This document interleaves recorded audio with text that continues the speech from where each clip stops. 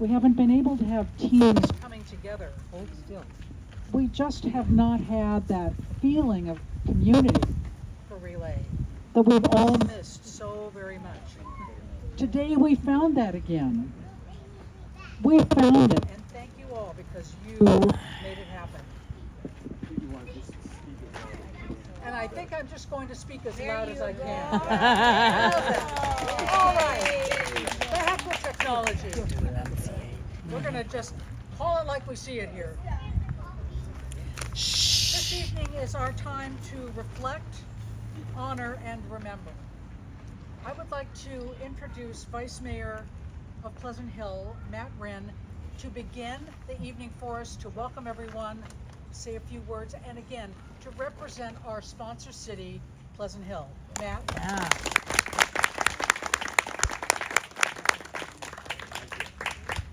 Well done. So I'm Vice Mayor of Pleasant Hill, Matt Wren. Been doing this for 14 years now, is that my math correct? As a sponsor and then also through our Rotary Club. It's great to see it evolve over the years. I remember first couple of years we used to camp out at Pleasant Hill Middle Park, and I have teenage daughters now, but then they were quite young, and that was our first camping experience, was out and spend the night in the middle of Pleasant Hill Park for Relay for Life, and it just became such a part of our family every year, and it means so much to us. And every year, how the community comes together to support each other, to fight back, and really try to come up with, hopefully one day where we won't have to have these kind of events, that there will be, science will progress enough that our loved ones will stay with us. We won't have to do this to fight the fight against cancer. So on behalf of the city of Pleasant Hill, we are honored to be partnered with this event. Such a great cause, and it's just heart-wrenching out here, just standing amongst the luminarias. It's just every luminaria represents something, and we all have been touched in our lives, unfortunately, through cancer, and it's just hard out to be here. But when you're with community and when you're with family, we get through this together. And so we just want to thank you all for being out here today. So thank you for listening. Thank you, Matt. Thank you. Hearing a cancer survivor's personal story is very, very powerful. Their journey to recovery, what they've learned, and what they can teach each one of us. Tonight we have two survivors who are going to share their stories with us. The first is Donna Taylor, who is a longtime friend, and she is also a caregiver for another friend who spoke last year, Sue Rosenoff. She went through a little bit of learning experience over the last year around cancer. She's a longtime member of Team Diva. She's one of what we call the fabulous football femmes because we are football women. I would like to introduce Donna Taylor to share her story with us tonight.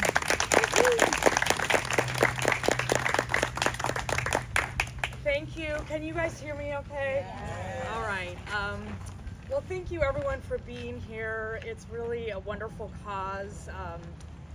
As Sharon says, I've been dealing with Relay and involved in Relay for many years. I was never personally touched by it, but I have had family and friends who have been, who some are with us, some are not, so it was a cause that was very important to me. And then last year, I had to deal with it myself. I have a lot of moles, so I had a mole on the back of my arm that I kind of noticed was getting a little darker, but I just kind of thought it was no big deal. And then one night, my friend Karen Smith, she's here, we were going to the swimming pool, and she says, gosh, that mole is really black, you really you should get that checked out. So I said, yeah, I probably should. So anyway, I called my Kaiser dermatologist, they did a biopsy, and not long after, he called me. Now, when you get a call from your doctor, usually just email or a form, letter, whatever, but you get a phone call, it's like, uh-oh, so the first thing he said was, don't panic. He said, it is melanoma. We're going to have to do surgery. We're going to have to, cut in pretty deep margins, and we're going to have to take a lymph node from under your armpit to make sure that it hasn't spread. So, you hear cancer and surgery, and those are words that you never want to hear together from your doctor. So that was scary, but he said, I feel like it's been caught early, and I'm very optimistic that you're going to be just fine. So I had a great surgeon, and it turned out great. You can barely even see it. They did have to cut some nerves, so I don't have a lot of feeling, but I'm cancer free. It did not spread, so it was like hallelujah. So yay for that. So the lessons that I've learned as a takeaway, sunscreen. And so, I would put sunscreen on. I really, I would get tan in the summers. I didn't think much of it. Sometimes I went without it and just didn't think it was as important. But I realize it is. I mean, if, I had done it in a better way, I probably wouldn't be in the situation. So now I totally slather up. So here's my advice. And my dermatologist said, the spray is okay. I mean, the spray, you got to spray a lot on and you got to rub it in. Lotion's better, and you have to use a whole shot glass. I think some of you know how big a shot glass is, okay? It's a lot to cover your whole body, front and back, anything that's exposed. So you got to do that, and you got to reapply if you're sweating or going in the pool or something. And then get a skin check. Especially if you have a lot of moles, you definitely want to have them checked out, because this mole, it was not even the size of a grain of rice. I mean, it was so small. Wow. So even just small moles, if they change color, size, shape, for sure have those checked out, but good to just have a full skin check. So that's my lesson. I want to thank Team Diva. They're awesome. Sharon, Hattie, Karen are fabulous, and everyone who put this event on. It's such a great cause. So thank you all. Thank you.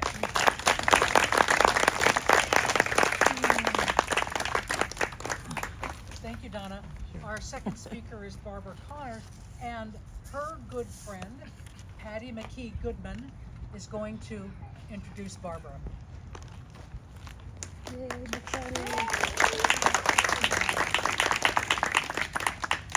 So Barbara and I have known each other quite a long time, and 21 years ago she was on my first team for relay. It was called The Hat Matters, and we camped out overnight with her daughter and her daughter's friend and had a good time. We were zombie walkers, raised a lot of money. It was great. One person on my team had cancer, but we got through that. Now Barbara has a story 21 years later, and here you go.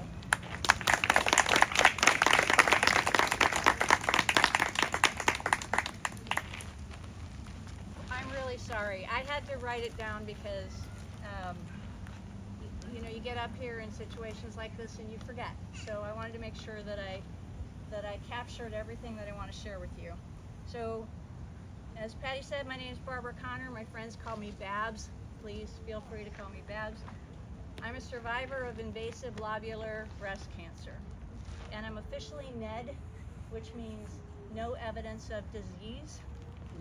And that means that there's no reason to believe that I will be impacted by carcinoma again. However, this past August, I celebrated my 1-year anniversary of my survivorship after my double mastectomy in August of 2022. My story actually starts in March of 2022 when I had a routine mammogram that was overdue. I had typically dense breasts, and my mammograms always wound up having a follow-up ultrasound because they want to be careful to make sure, and those ultrasounds were always no problem, right? So and I expected the same. So unfortunately, I was asked to return for a follow-up ultrasound and a biopsy. And that came back with my diagnosis of stage 1 invasive lobular cancer in my left breast. And as you can imagine, I was overwhelmed. Cancer, how's that possible? I am the youngest of 6 very healthy children, and although at the time I was 61, I had never had any sort of surgery or major illness, so I was in shock. So fast forward a year, I can say that I've met dozens of breast cancer patients, survivors, previvors, and have come to realize just how incredibly lucky I am, because invasive lobular cancer versus invasive ductal cancer is very slow growing. And in my case, it was caught much earlier than the original diagnosis indicated, and I wound up actually being stage 0 with no lymph node involvement, and that saved me from further surgery or further treatment beyond my surgery, meaning no chemo and no radiation. Yay. Woo! During my breast cancer battle, I learned 2 very important lessons. Number 1, early detection. I can't say enough about the power of a mammogram, so ladies, get your mammograms regularly and make it a priority in your life. Number 2, and which is actually a 2-parter, find yourself an advocate and be your own advocate. For me, my first call was to my sister Mary, because her husband had sadly passed away from prostate cancer just a couple of years prior. And as a contributor to his treatment, she had been a fierce advocate for him in the medical system, got him into multiple clinical trials which extended his life, and she was his primary interface with his medical team. So I turned to her early on, and she just hit the ground running and took me away from the edge of despair and did research, found the best medical facility near me and the best medical team that I could turn to. And this was hugely helpful because my head was completely overwhelmed with the weight of a diagnosis like that and just the uncertainty that was ahead of me. So for the second part, when I say to you to be your own advocate, I simply mean you have to ask questions. You have opinions, and this is your body. So don't be afraid to ask questions and push back on your medical team. Although I had an amazing breast surgeon and oncologist, I wound up having a very painful and unnecessary MRI biopsy because I didn't question the doctor that was performing the procedure because I was afraid to speak up. It was a hard and painful lesson, so I'd like for you to learn that from me. I also want to share that I want to share with you that I'm officially a flatty by choice, meaning I did not have breast reconstruction. Yeah, I agree. After having met with a plastic surgeon, which is routine, right, and digesting all the information around the reconstruction process, I decided that I would pursue a double mastectomy, and even though I only had cancer in the left breast, and I decided to remain flat for a few reasons. 1, no more surgery. 2, for symmetry. And 3, just to eliminate the need for the future mammograms and inevitable biopsies that would happen, right? So my surgeon was a recommended and skilled surgeon in a procedure called aesthetic flat closure. And she did a wonderful job of not only removing my breasts and leaving my chest with a clean, flat appearance, but also supporting my decision to not have reconstruction. Many women aren't as lucky as me and are forced into reconstruction, believe it or not, and just not given any information about the option to have one or both breasts removed and left flat. They feel they've been pushed down a path where they were assured that their implants were safe, but told little to nothing about the many risks of breast implants. Instead, they were often told that they were too young to not get implants, or that they would be left deformed, depressed, on meds, with low self-esteem, or not feeling whole. So this is what we call flat denial, and it's pervasive in the medical community. And there's an organization that I joined called Stand Tall AFC. Sorry, I'm starting to get a little verklempt, as they said. And Stand Tall AFC believes that patients should be informed that there's a standard practice of radiating either expanders or implants, and it's actually contraindicated by the manufacturers of these devices and it puts an already vulnerable demographic of women battling breast cancer in further jeopardy. So please, if you know someone with a new diagnosis of breast cancer who's in the process of determining a treatment plan with their medical team, ask them to read the information on a website called notputtingonashirt.org. Coincidentally, next Saturday, October 7th, is International Flat Day. Hundreds of flatties like myself will descend upon San Francisco to raise awareness to normalize flat for women.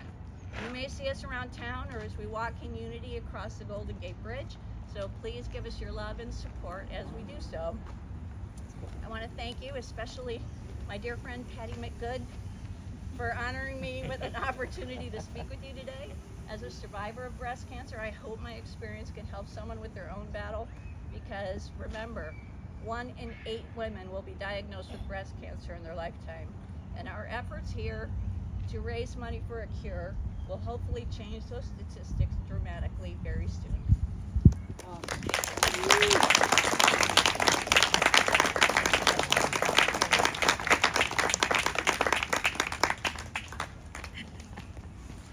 Thank you so much, both of you, for not just telling your story, telling it with passion, and helping us learn. That is part of what all this is about. It's beyond just raising money. It's raising awareness, it's educating, and it's sharing. No doubt, all of us have been touched by cancer in some form or fashion. So what I'd like to do here in the audience is have you raise your hand if, and leave your hand raised, you have had cancer. Someone in your family has had cancer. Ooh, lots of hands going up. A friend has had cancer. You're aware of anyone, someone in your life at work that has had cancer. I'd be surprised if there wasn't a hand raised, because we've all been touched by this disease. Thank you. Around us, all these fabulous luminaria in what we're lovingly call our Luminaria garden celebrate those who are survivors. Thank the caregivers who have given so much time, energy, and love to them, and those that we have lost from cancer. When I look around, these represent people that are near and dear to us in some form or fashion, in some way. We remember them. As we walk our silent lap around the track and then come back to the Luminaria garden, take a moment to think about those people. This is our time to reflect. It's a meditative walk. We'll have the music playing here, and what I'd like you to do as we walk around the track together, just take a moment to reflect, and then when we come back, we'll finish our ceremony. And with that, Althea, I'll let you start, and I would really love it if our survivors, our speakers, and the rest of the survivors began this quiet lap for us to walk and reflect.